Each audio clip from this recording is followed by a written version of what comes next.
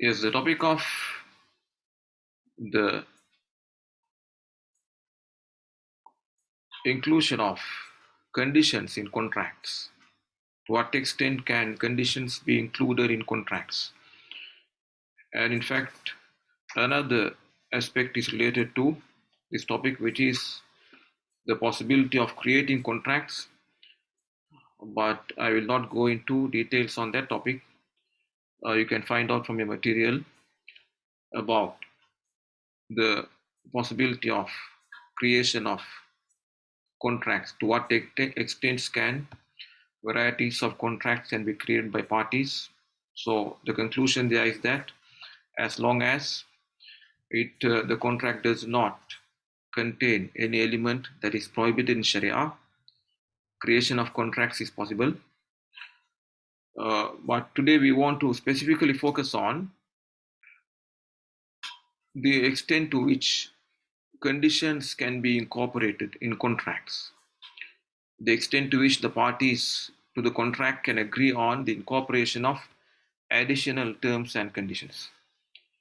Now, the basis of the discussion is that the Sharia has prescribed and laid down the nature and form of major varieties of contracts needed by human beings for the purpose of exchange, for the purpose of participation, and pooling together of resources for making gain and profit, as well as for fulfilling various other purposes. The Sharia has laid down in detail the nature and rules pertaining to contracts that are required by human beings.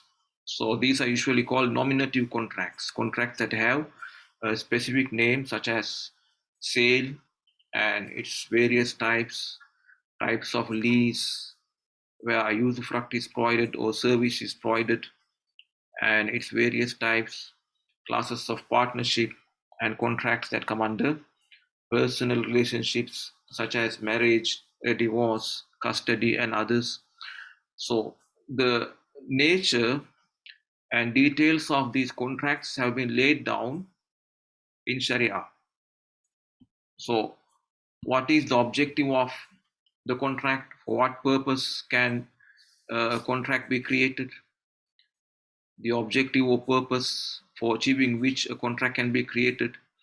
And once the contract is created, what would be the rights that the parties obtain through that contract? And what would be the obligations of parties? And what are the necessary rules and regulations pertaining to regulate this issue? All of these have been laid down in exhaustive detail.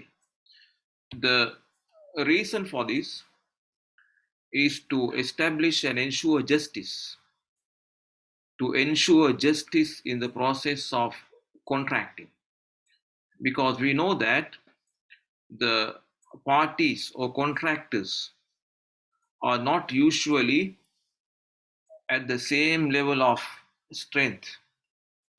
Very often there is a more powerful party to a contract and a weaker party.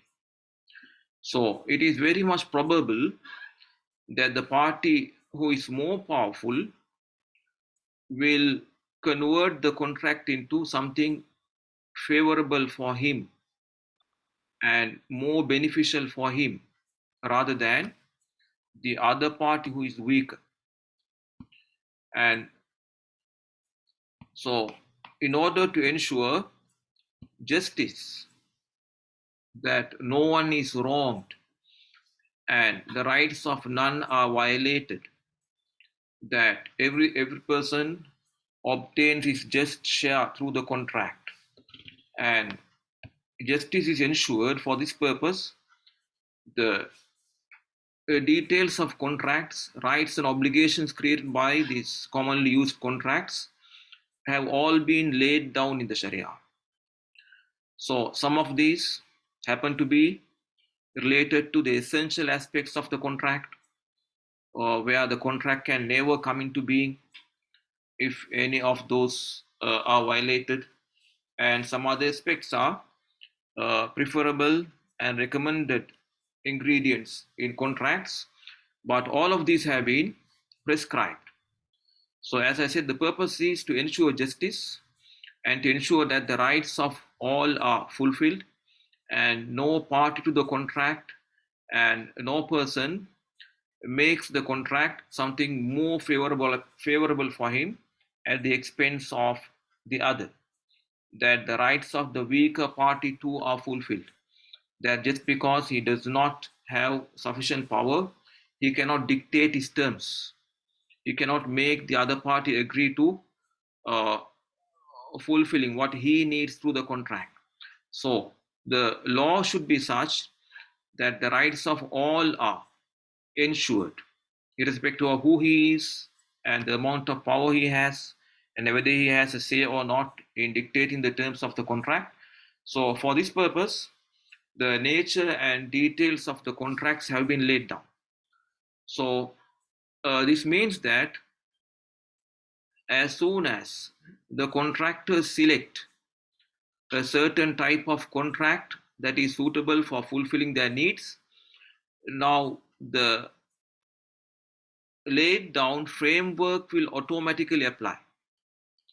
The framework for that contract will automatically apply. What is to be realized through this contract? What is the objective of this contract? What are the legal consequences of this contract? What are the rights and obligations arising from this contract? So, this system will automatically apply, and the parties will easily obtain what they need through the contract due to this process. So whether they mention or not, whether they agree and lay down in detail uh, all what they want the contract to realize for them, whether they agree on this, whether they mention this or not, the system will automatically apply. And for instance, the rights of the lessor are predetermined. The obligations of the lessor are predetermined, and the rights of the lessee are laid down beforehand. The obligation on the lessee are laid down beforehand, so the system will apply uh, irrespective of who the parties are and how much power they wield in creating and in the formation of the contract. So these details you will come across when we talk about contracts later. Some of the contracts pertaining to transactions will be taken up in the next semester. For instance, the contract to sale and some of its varieties, and the contracts involving usufructs and services and some of their varieties, and contracts based on partnership for making mutual gain, as well as certain other supportive contracts such as contracts of guarantee, contracts of, let's say, transfer of debt. And so details pertain to these contracts will keep uh, coming in the future when we take up specific contracts for discussion. So you'll see that there is a complete system with regard to every contract. So wherever he lives on the globe, and whoever he is, and whatever amount of power he has, the system will apply, his rights will be ensured, and the obligations are pre-laid down. So as far as that contract is concerned, it cannot be converted into a means of committing injustice on any contractor because of this system. Well, now our discussion is about to what extent can the contractors agree on additional terms and conditions over and above what these contracts are supposed to realize. To what extent can parties alter the nature of this contract, alter the rights and obligation arising from these contracts by agreeing on additional terms, additional conditions, incorporation of additional terms and conditions. So this is the focus of a discussion. In a very brief manner, we'll be looking at the principal aspects pertaining to this issue. Details, of course, as I mentioned, will be uh, something to be taken up under specific varieties of contracts, because details can vary based on what the nature of the specific contract is. So we shall discuss about some general aspects which are common to all forms of contracts and try to understand the general trends here and the approach of Islamic law to this issue. So as I may have mentioned before, uh, our course is about Islamic law. We are not studying Islamic law. We are studying about Islamic law. Studying Islamic law requires taking up a book of Islamic law of any single school and studying about every contract and every issue in detail. So our approach here is to have an overview of what Islamic law is and what its general approaches are to various issues, and try to understand this. So you should never take it as a study of Islamic law in the proper sense. Well, now, so through this process of laying down the nature and details of specific forms of contracts, as we said, what is avoided is the commission of injustice on any party. So the weaker party will not be able to insist on the terms and conditions which are favorable for him. He almost always has to agree to the contract as envisaged and structured by the more powerful party. Now, you'll see that in most cases nowadays, this is the situation. The contract is pre prepared by one side, and the other party only has to agree, sign, nothing else. You sign and agree to all the terms and conditions as they are, or you have to walk out. So, these are usually referred to as contracts of adhesion. Contracts of adhesion are usually the contracts which are prepared by one side, uh, laying down all the terms, all the conditions, and as to be expected, it is more or less to ensure the rights and gains of that particular party. It is never a contract that is too careful to observe the rights of the other party.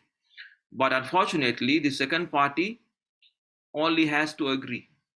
He has no power to change anything.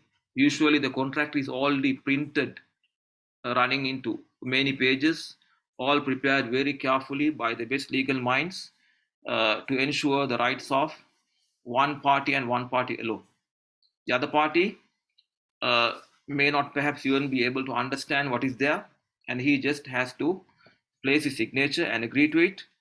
And if he goes to another place, the situation is the same. The contract is pre prepared, and you can only agree to that. Well, so avoiding this situation, at least in the major varieties of contracts required by human beings, this is the purpose in the Sharia, laying down the terms and the nature and the rights and obligations from an authority beyond human power, who is not affected by human biases, is not affected by human desires, and who knows the Muslims believe, uh, is he who has knowledge of the requirements of human beings, and in what best way possible can their needs be served. So the Islamic law lays down this, and since this is not prepared by the any party concerned or based on human desire, so this is where the ensuring of justice can materialize in a perfect manner.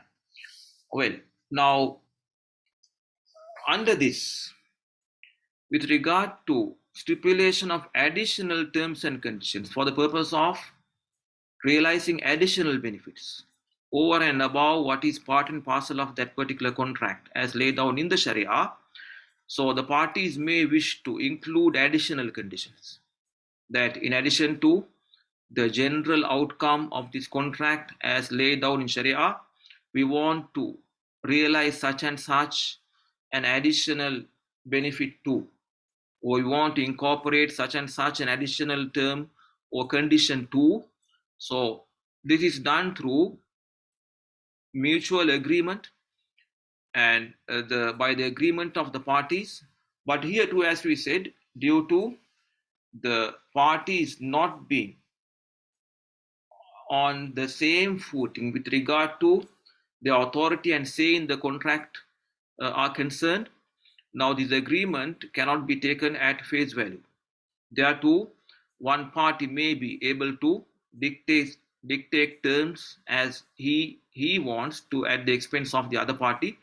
Therefore, in determining the nature of these additional terms and conditions, the Islamic Sharia has laid down certain guidelines. To what extent can the parties agree on additional terms and conditions for obtaining additional benefits through the contract, or which can result in altering the nature of the contract and its outcome to a certain extent?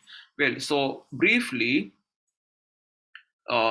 this is an issue, as we said, which has details, and in the schools of Islamic law, the details and approaches are to some extent different.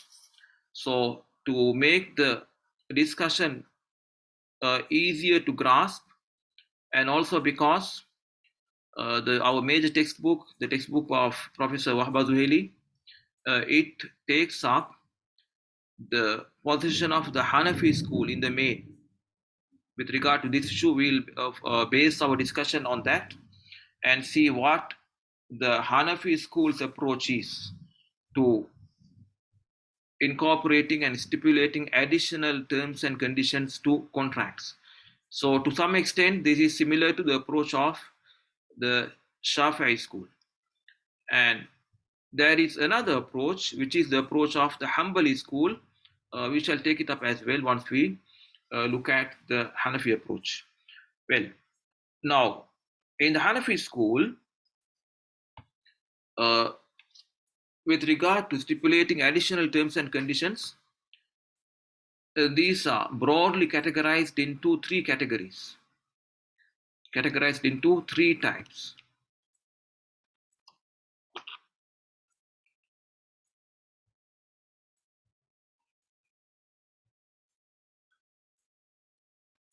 The Hanafi approach to the incorporation of additional terms and conditions. Well,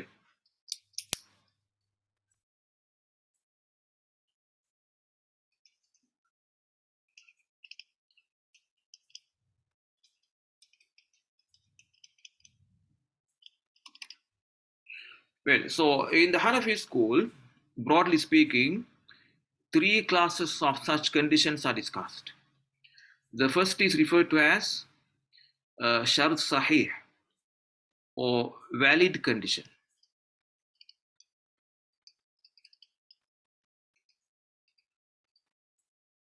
Valid condition.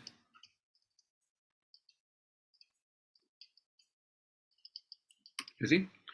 And the second type is referred to as shart fasid, or which we may call defective conditions.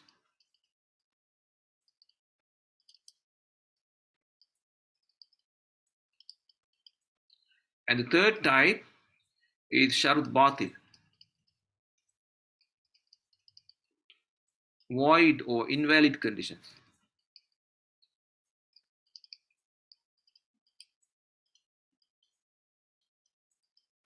You see?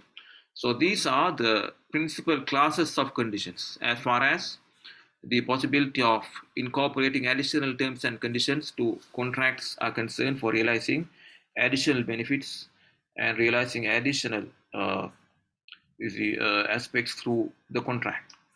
Well, so shart sahih, as you can see, are conditions which can be validly incorporated into contracts. They do not affect the contract in any way. Incorporating such conditions is possible, and the conditions would have to be adhered to if they are incorporated in a contract. So the conditions are valid and their incorporation does not affect the contract in any way, and the contract remains valid, and these are referred to as valid conditions. And under this, we'll be looking at four classes or four types of valid conditions. The second class or the second category is shart fasid, defective conditions. So incidentally, this class is not found in the Shafi'i school, but since it is mentioned in the Hanafi school, we look at this. In the Shafi'i school, this is not discussed as a separate class of conditions. These will fall under types of shart batil, subject to details. Well, so the defective conditions, what are referred to as shart fasid or defective conditions. Now, these are conditions which are not acceptable. Okay? These are conditions, if they are incorporated, they can affect the contract in some instances. So they are referred to as defective conditions. If the parties agree on the inclusion of such conditions in a contract, now in some situations, due to the inclusion of this contract, due to the inclusion of such conditions, the contract itself will be affected. The contract itself will become fasid and defective, which means that the parties may not go ahead with that contract. They have to draft a fresh contract, create a fresh contract. The incorporation of defective conditions can make the contract itself defective and affect the validity of the contract. And in some forms of defective conditions, some types of defective conditions don't affect the contract. The contract remains valid, but the condition itself becomes ineffective and unenforceable. So, shart fasid can relate to the contract in two ways. Some types of shart fasid or defective conditions in some varieties of contracts can make the whole contract defective, that the contract becomes worthless, and the parties have to create a fresh contract. So the condition, in fact, the whole contract becomes defective due to the incorporation in one situation, and the other is where the contract is not affected, the contract remains valid, but this condition that was incorporated due to or despite of having been incorporated in the contract, the condition itself is not effective and the condition may not be enforced, and the parties are not required to fulfill that condition thereafter. Well, and the third type is shart batil, void conditions.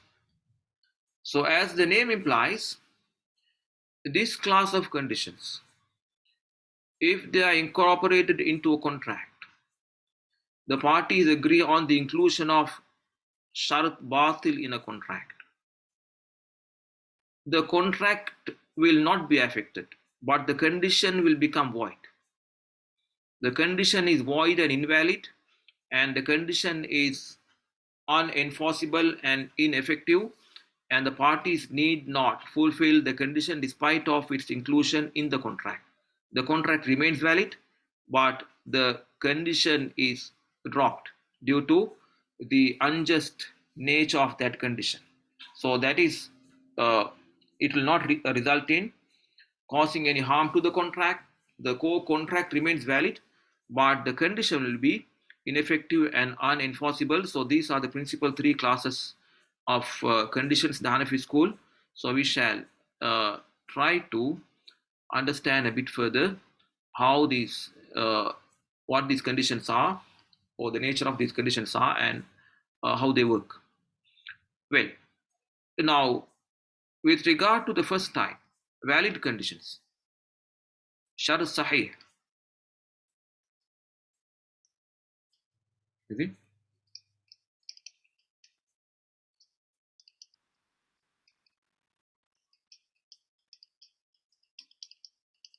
Shart sahih, we said these happen to be of four classes or four types. So, shart sahih is defined as, valid conditions are defined as conditions which are dictated by, conditions which are dictated by the nature of the contract, or which are supportive of the objective of the contract, or which have been specifically permitted in Sharia, or which are upheld by customary practice. These are the four classes of conditions falling under valid or sahih conditions. So the first type happens to be conditions uh, dictated by the contract, dictated by the nature of the contract.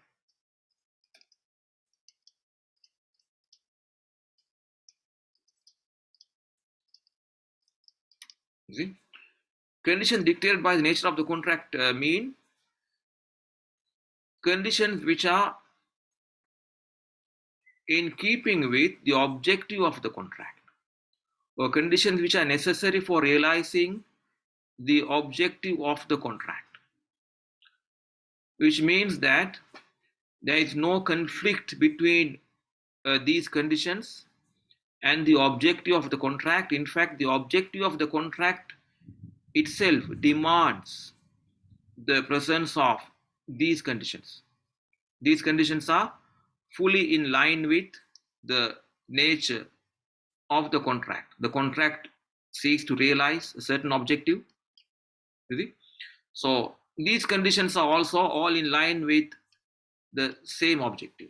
In fact, the objective of the contract or the nature of the contract itself dictates and demands the presence of these. There is no conflict at all between the nature and objective of the contract and these conditions.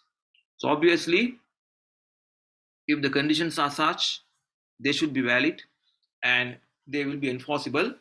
In fact, in Islamic Sharia, inclusion of these conditions is not necessary, and this is the whole purpose in laying down the framework for that particular contract. The parties need not spell out every time they create the contract that these are my rights and these are your rights, these are the obligations on me, these are the obligations on you, these are the legal consequences of this contract. The parties need not mention all this in every contract. Why? The framework is laid down and the nature is predetermined, rights and obligations predetermined, and these conditions, in fact, refer to the same thing as laid down in the framework of the contract. Realizing the nature of the contract, realizing the objective of the contract, in fact, demands that these conditions be such, and these are already part and parcel of the nature of the contract, irrespective of whether the parties mention that as a condition in the contract or not. So, some simple example can be, let's say, a contract of sale taking place, and the the condition, the seller incorporates a condition that the price should be paid in full and completely in the agreed denomination without delay. Right? So this is what the contract of sale is all about. You see, the contract of sale is about the seller obtaining the price and the buyer obtaining uh, the goods against it. So, irrespective of whether the parties mention that in the contract or not, this is the natural right of the seller, and it is the natural obligation of the buyer through the contract, or the buyer stipulating that the goods should be uh, provided without damage, as agreed according to the specifications. You see, laid down in the contract? Well, that is part of the contract. Whether they mention it or not, it is part of the contract, and there is no conflict at all between this condition and the objective of the contract, that is to be realized through a contract of sale.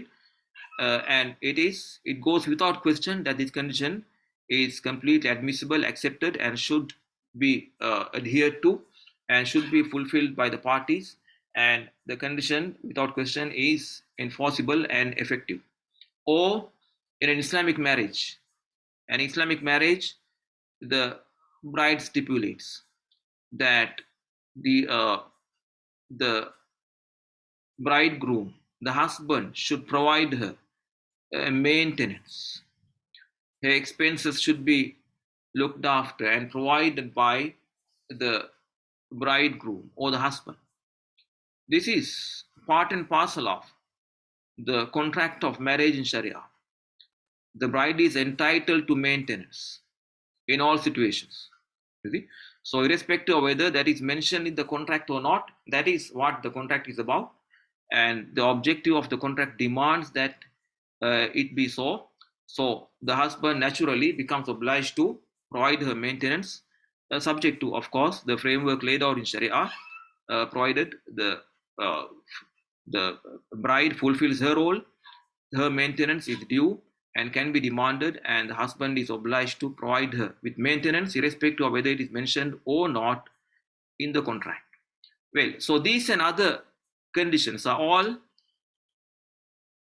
coming under valid conditions of the first class or first type, which are conditions dictated by the nature of the contract or dictated by the objective of the contract. And in fact, inclusion of these conditions is not necessary in a contract because the framework in Sharia already has laid down these inside the system prepared for that particular contract. Well, the second class of contracts, second class of conditions. The second class of conditions are conditions that are supportive.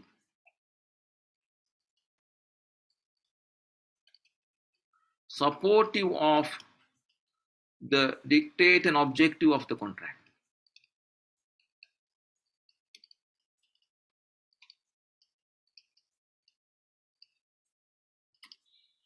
Conditions which are supportive of the dictate of the contract. Dictate is what is demanded by the contract. Objective is what is sought to be realized through the contract. So conditions which are supportive of achieving this objective through the contract. So under this, conditions which reinforce and support and uphold and strengthen the objective of the contract are included, although they are not part and parcel of the framework and system laid down for the contract. They are not things that come under the laid down rights and obligations for that contract. But these conditions happen to be additional, but at the same time, they are supportive of realizing the objective of contract. They are all incorporated for the purpose of supporting and ensuring the realization of the objective of the contract for no other purpose. So in fact, there is no conflict between these conditions and the objective of the contracts, although they are not part of the natural system for the contract. So without the parties mentioning, these conditions will not be included.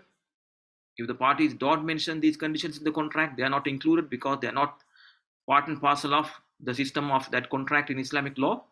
But even if they incorporate this, they are in total conformity with realizing the objective of the contract, and there is no conflict.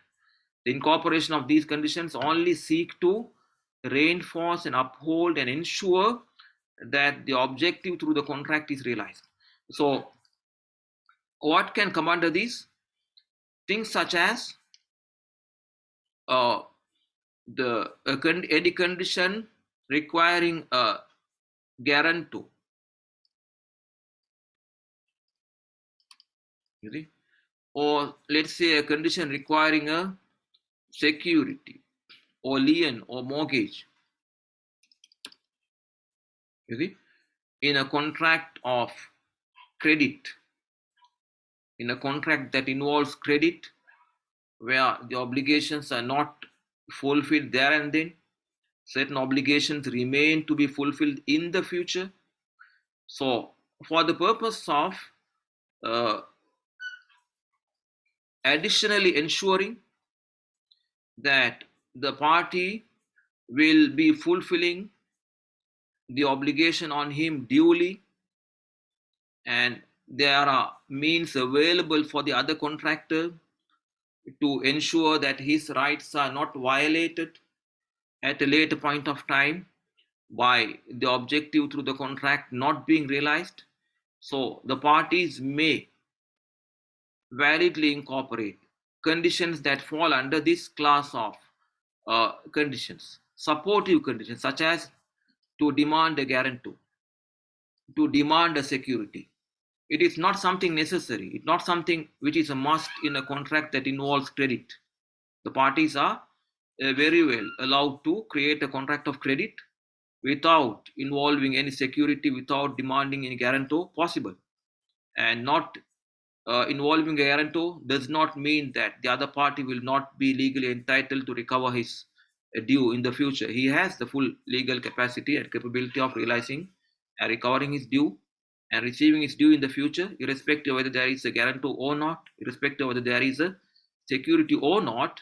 But as a means of additional surety, the parties may incorporate that the guarantor should be provided in a case of in a contract involving any form of credit obligation, or that a security or mortgage should be provided.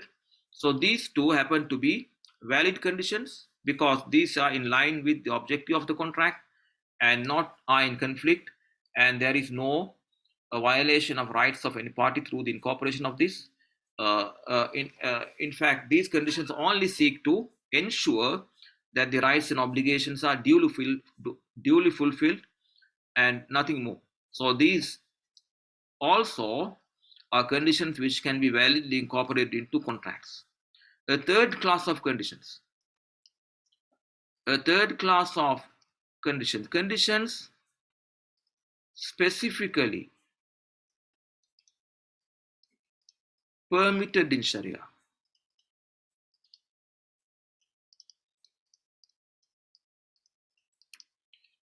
Another class of valid conditions. Conditions specifically permitted in Sharia.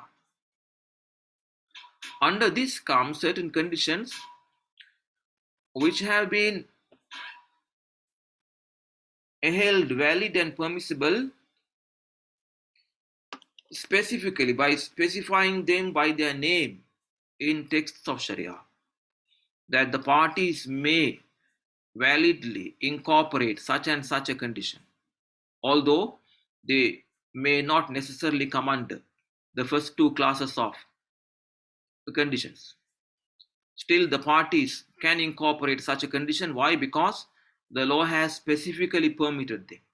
Well, nothing more to uh, uh, talk about because they have been specifically permitted, and incorporation of these conditions in a contract is valid, and they may or may not fall under the first two classes, but these are conditions which have been stated by their name and referred to by their name and nature and held to be valid in the text of Sharia in the Quran and the Hadith.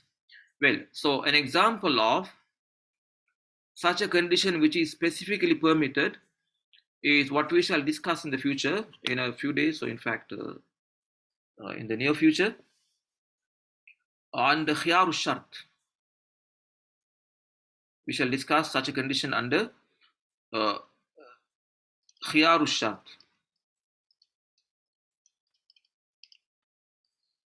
Khiyaru Shart, in fact, briefly refers to a contractor who creates a binding contract, which otherwise should become binding immediately.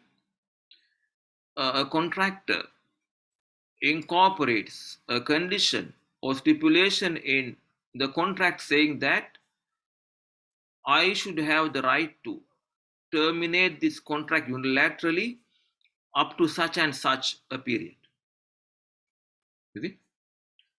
Which is in fact not in keeping with the nature of binding contracts. Binding contracts are supposed to be created and become binding, and the parties become bound to fulfill their roles. And any termination, any revocation must be mutual based on the consent of both or all the parties concerned. But extraordinarily, the Sharia has allowed the incorporation of khiyarul shart in some contracts. That despite of the contract being what falls under binding contracts or uqud lazima in Arabic, contracts which are binding, where the parties don't have any right to terminate unilaterally. Any termination must necessarily be based on mutual consent, based on the agreement of all the parties.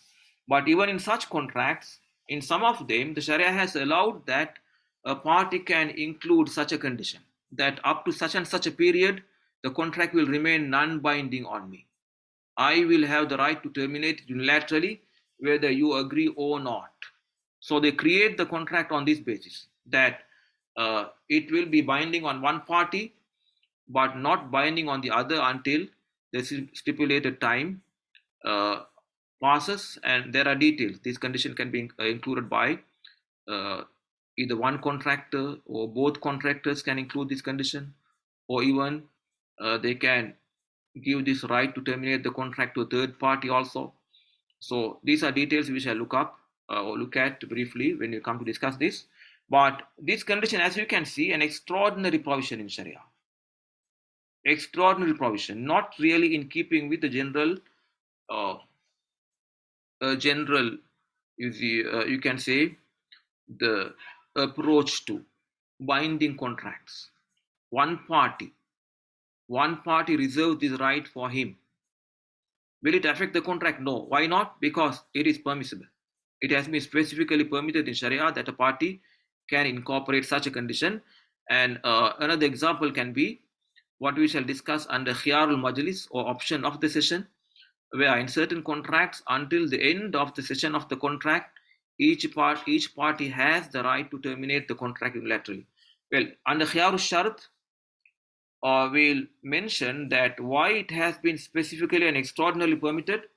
It is for the purpose of avoiding ghaban, ghaban that we discussed, disparity, in fact severe disparity or major disparity, ghaban fahish, for the purpose of avoiding that a party who does not or is not aware of the market conditions, whether I am creating this contract uh,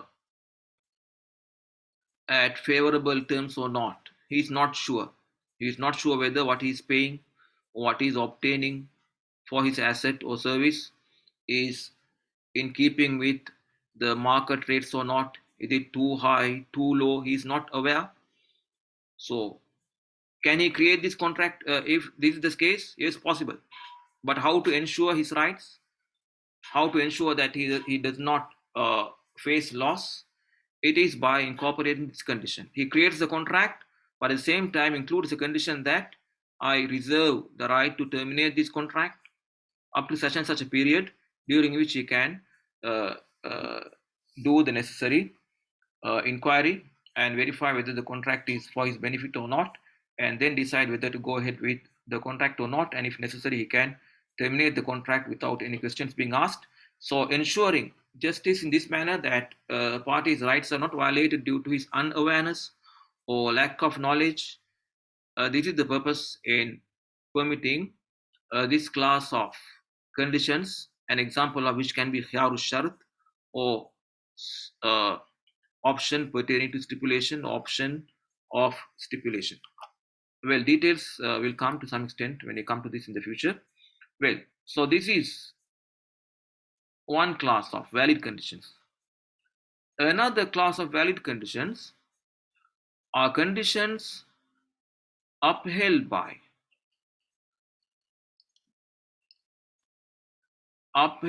custom, upheld by customary practice.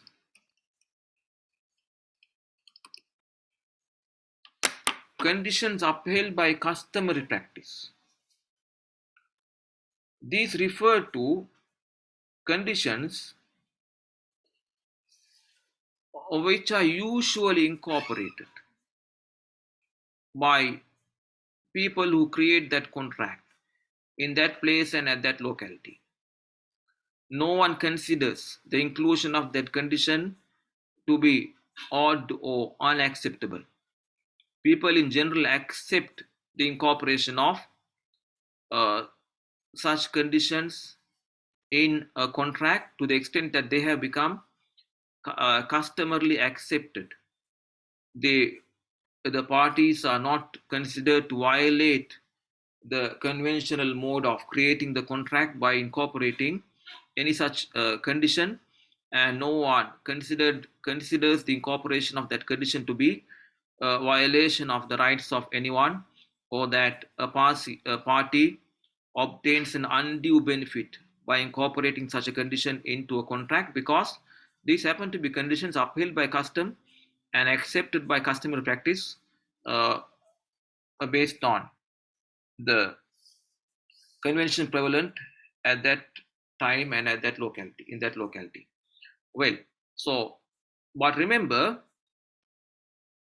uh, the incorporation of such conditions will only be possible if they do not violate any other prohibition of Sharia. So merely because something has become customary, everyone does, and no one raises an eyebrow at the incorporation of any such condition, that doesn't mean that all of those conditions in every time and of every nature are valid. They should not be contrary to any uh, other rule or dictate of Sharia. They should not violate any other rule or prohibition of Sharia. For instance, now uh, lending on interest, extremely common.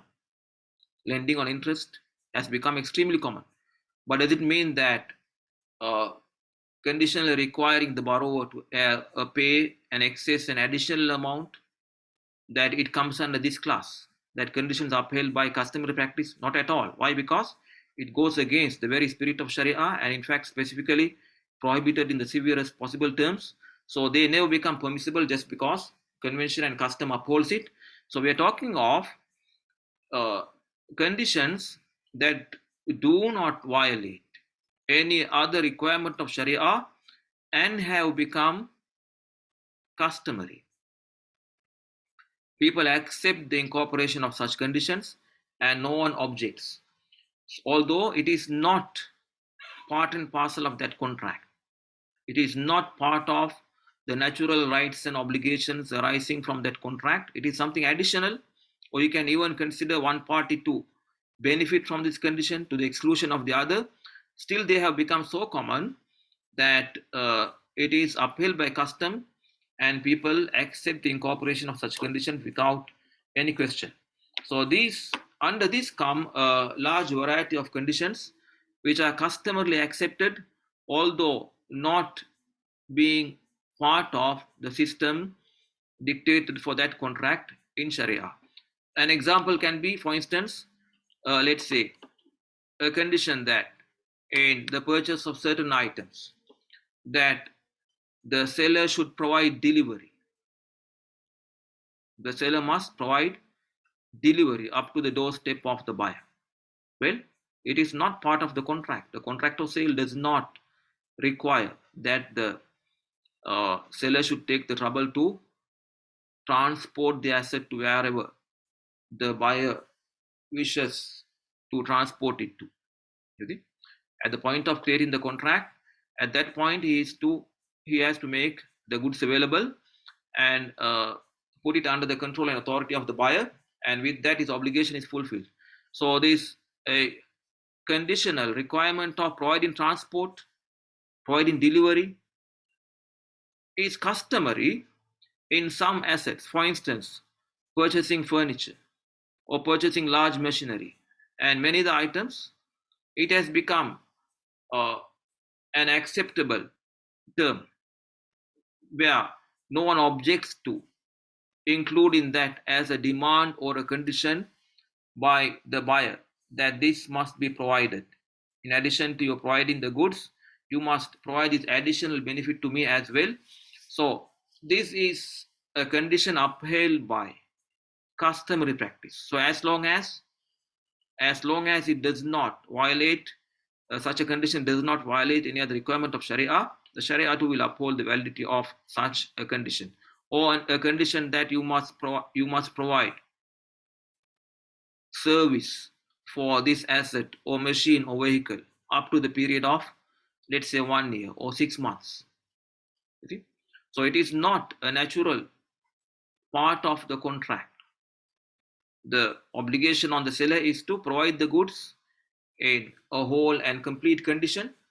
So to keep servicing it is not his obligation.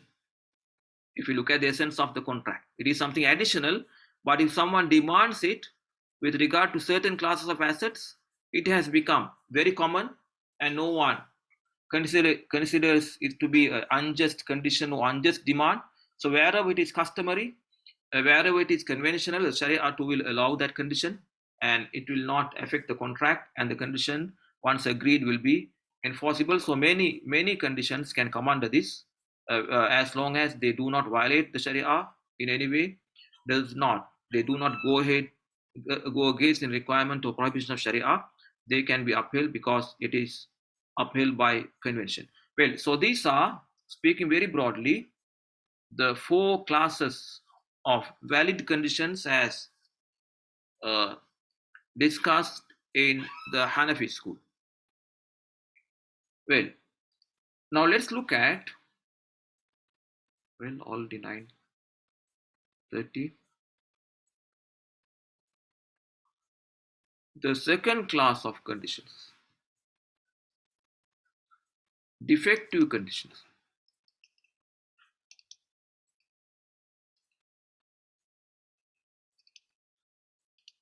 Shart fasid.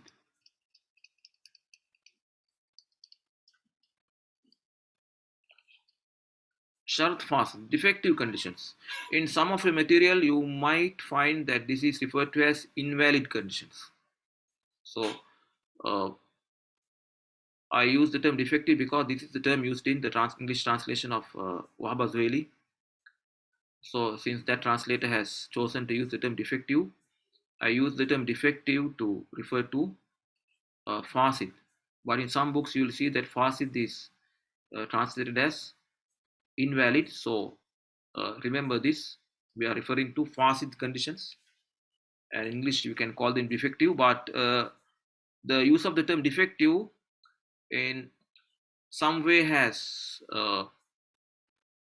watered down the meaning of this term, because it is something more than defective.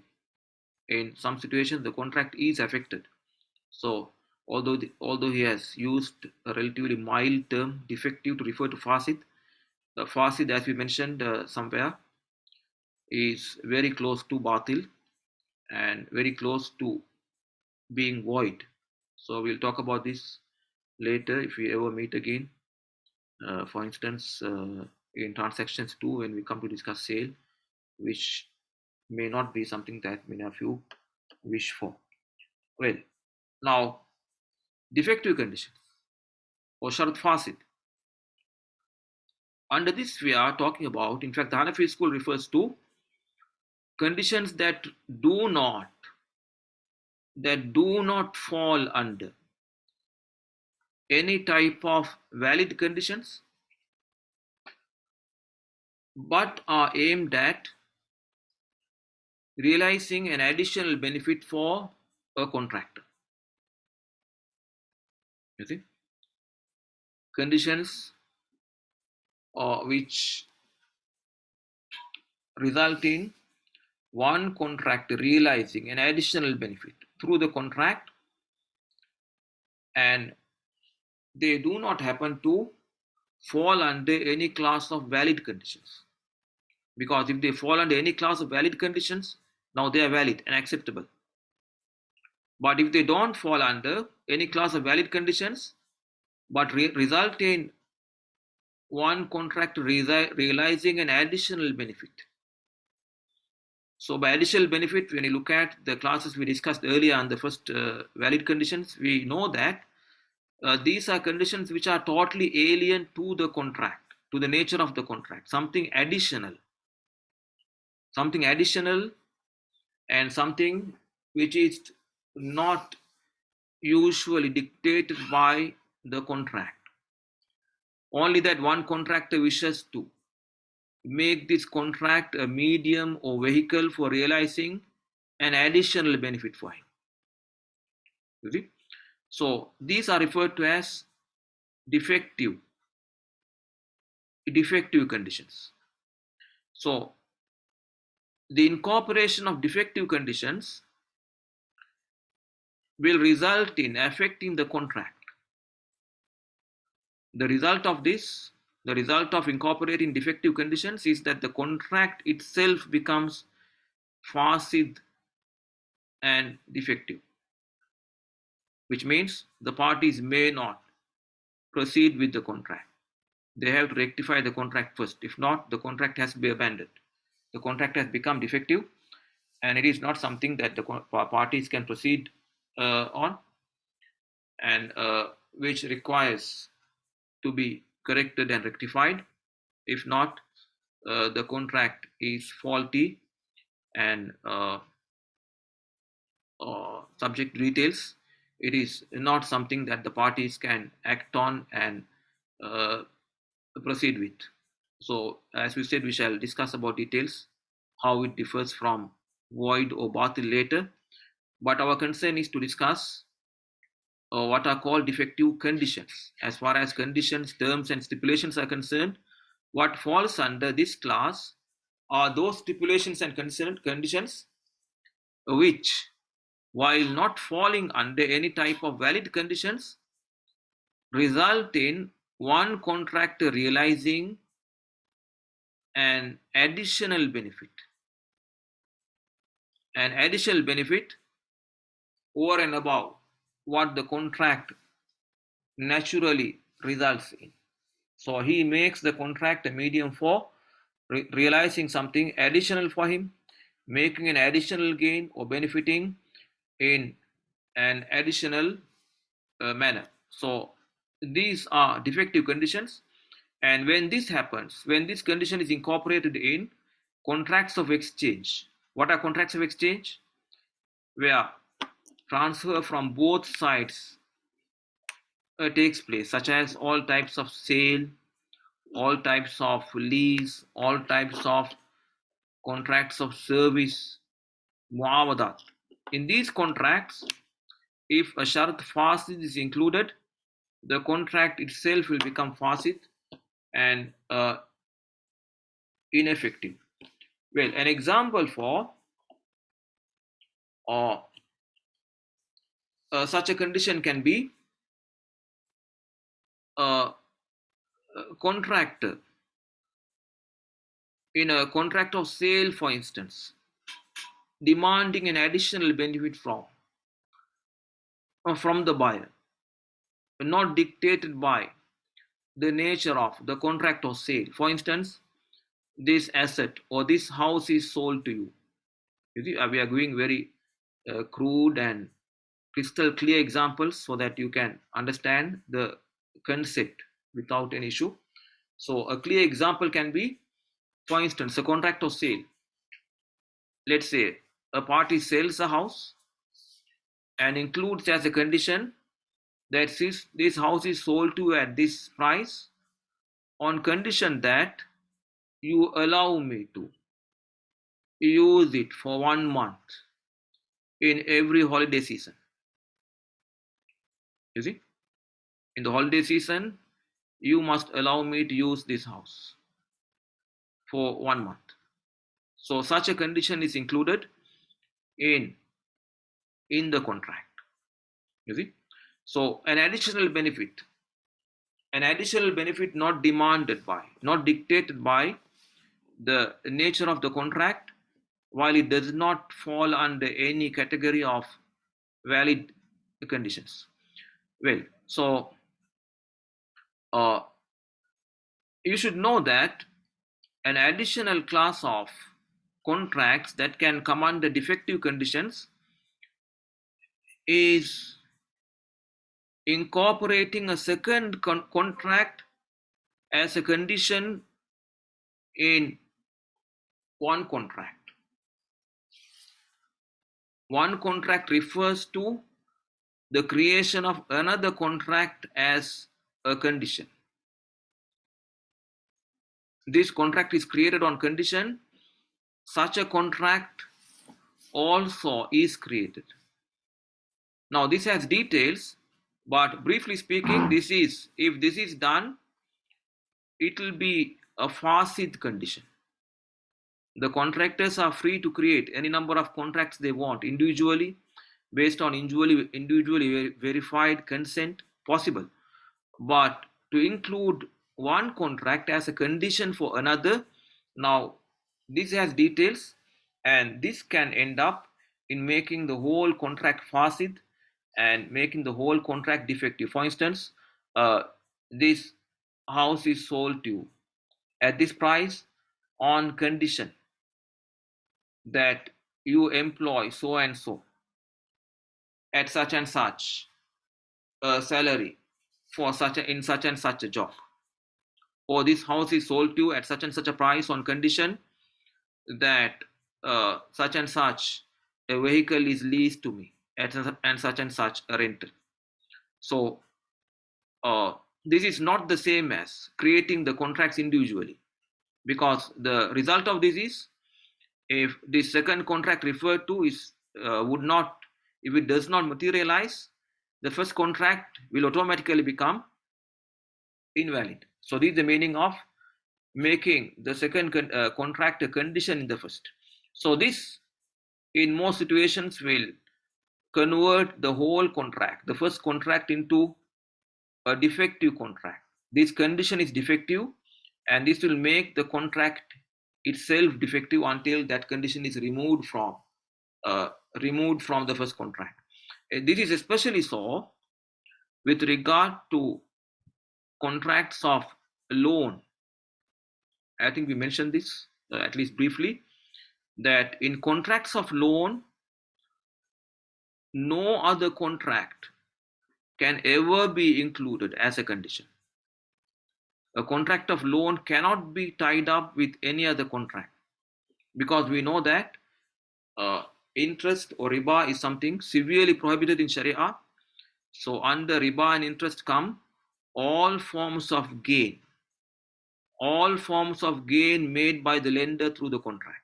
Need not be in kind, need not be necessarily an addition stipulated on the borrowed amount in the same denomination. It need not be so always.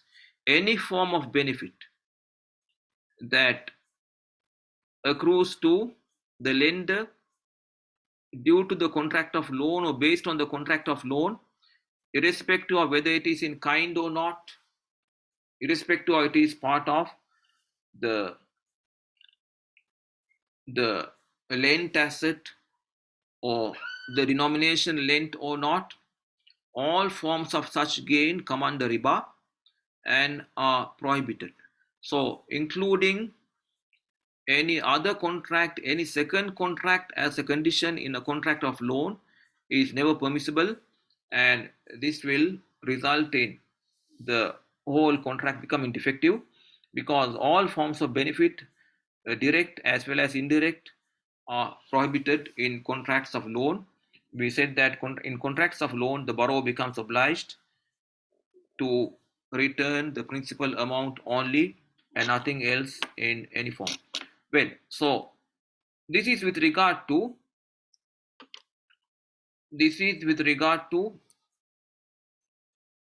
defective conditions being incorporated in contracts of exchange, in contracts of exchange.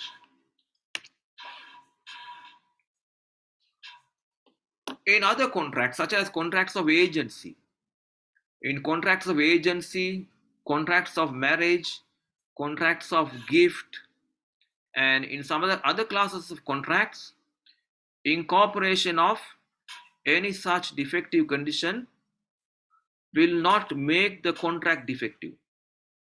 Only that the condition is defective and need not be fulfilled.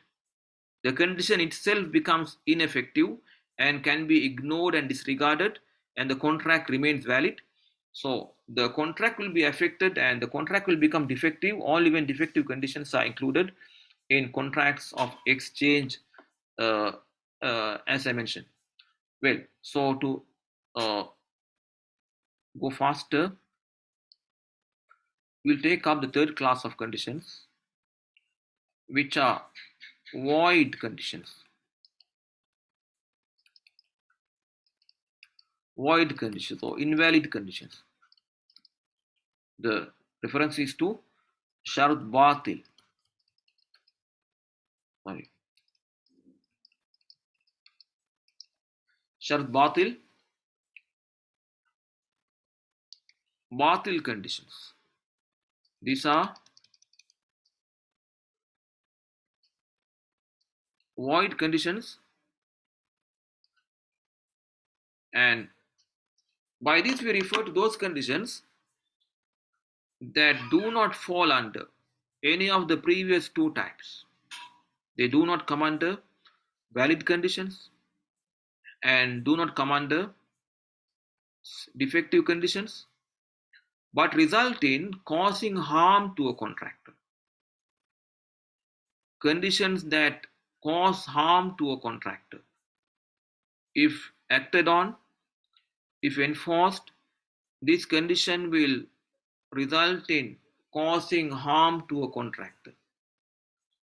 So, such as his not being able to gain full benefit through the contract. This is affected if this condition were to be enforced. So, such conditions come under void conditions, batil conditions. Okay? So, the incorporation of this condition results in it does not fall under any type of valid condition, and it does not result in giving any benefit to one contractor. Rather, it results in, meaning no direct benefit, but it results in causing harm to a contractor, results in loss to a contractor in some way, despite of the fact that they agree and include this in the contract.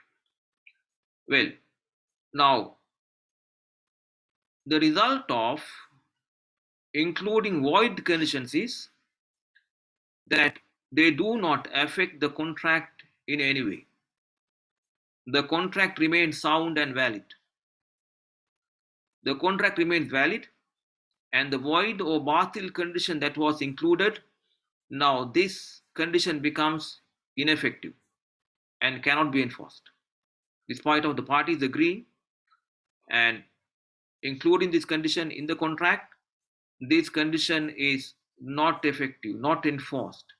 The parties may ignore this condition because it results in violation of the rights of a party in the eyes of Sharia, and therefore this condition is not enforceable, but it does not affect the contract. The contract remains valid. Okay? So a clear example for this class of conditions can be, let's say, a situation where in a contract of exchange, such as a sale, the natural rights of the buyer being restricted. Any condition that results in restricting the natural rights of the buyer. You see, for instance, this asset is sold to you. This asset is sold to you at such and such a price on condition that you do not use it for such and such a purpose. Of course, such and such a lawful purpose. He's not supposed to use it for any unlawful purpose. But even the use of that asset for a particular lawful purpose is prevented by the incorporation of this condition. For instance, this house is sold to you on condition you do not lease it to so and so, or you do not sell it to any other party. You see, or any condition that prevents him from realizing the full potential of the item that he purchased as its owner. So earlier, I think I referred to the fact that in Islamic law, a contract of sale is supposed to realize the transfer of complete, total, and all-inclusive, unbridled, unrestricted ownership to the buyer. Nothing short of total and complete ownership. If any restriction imposed, I said most probably it was not a contract of sale in Sharia. It can be something else, but not what comes under sales in Sharia, because a sale in Sharia is supposed to result in the transfer of complete ownership and complete authority to the buyer. You see? So, transferring partial authority can be realized through other forms, other contracts, such as the contract of lease. He can use it, but he's not the owner, so he can't sell it, he can't alter it, he can't damage it, he can't consume it in such a way that the corpus is reduced. You see, he can't transfer ownership of the corpus to anyone else. So he can only derive benefit from it in lawful means as well as in means agreed in the contract. So a contract of lease, there no transfer of ownership of the corpus takes place, only the right to derive benefit. But if it is a sale, for instance, a sale in Sharia is supposed to result in the transfer of complete ownership. So what I'm saying, I think you may want to remember, because throughout in the future we'll come across situations where things that go grossly against these things that we discuss uh, are supposed to be justified uh, by reference to Sharia also. You see, so remember what we are discussing are all fundamentals, no change. Fundamentals, essentials means no change, can't change. And this is why I emphasize on discussing fundamental aspects. So what we discuss here uh, throughout the course, to a great extent, are fundamentals. You see, anything that goes against can't be claimed to be part of Sharia. You see, you can claim it, of course, and you can justify it in other legal systems, but don't use the term Sharia. So fundamentals. So sale in Sharia is supposed to result in complete and total ownership. So the seller, for instance, imposes a condition: you can't use this asset or this portion of the asset in such and such a way. You see, or anything to that effect. So all those conditions that result in harm to a contractor come under void condition. The result, remember the result very well. What is the result? The outcome is that the contract is not affected. The contract remains valid, and this condition is ineffective and unenforceable because of its unjust nature. It is the parties can validly create the contract. The parties can agree to this condition, but it is not an enforceable condition. The condition will become ineffective and unenforceable, and these are what is referred to as a void or void conditions. Well, so this is summary of the three class of conditions. So I don't know how much you paid attention. Try to grasp the fundamentals, and also you should come prepared. So this is a flipped class. So if not, at least now try to go through your material and gain more comprehension on this. And I won't discuss the approach of the Hanbali school to the conditions as well. Most probably we'll do it on Monday, and then discuss some questions and tutorials starting from Tuesday. So thank you very much. Profound thanks to all of you. The 15 I can see now. for your sacrifice and trouble taken and freeing your time to be with us and taking part in the class, at least by keeping your devices open until the end of the session. So thank you very much and good night. Thank you, And Thank you, Doctor. Doctor. Thank you, Assalamualaikum. Doctor. Thank you, sir. the next few sessions that remain. So what is here in chat? Of course, you must take attendance for this also, although it is not compulsory. Attendance is counted, and for attending extra classes, any of your previous sins will be forgiven, such as absence in any of the daytime classes or tutorials. Well, thank you very much. Okay, assalamu alaikum warahmatullah, and good night to all of you.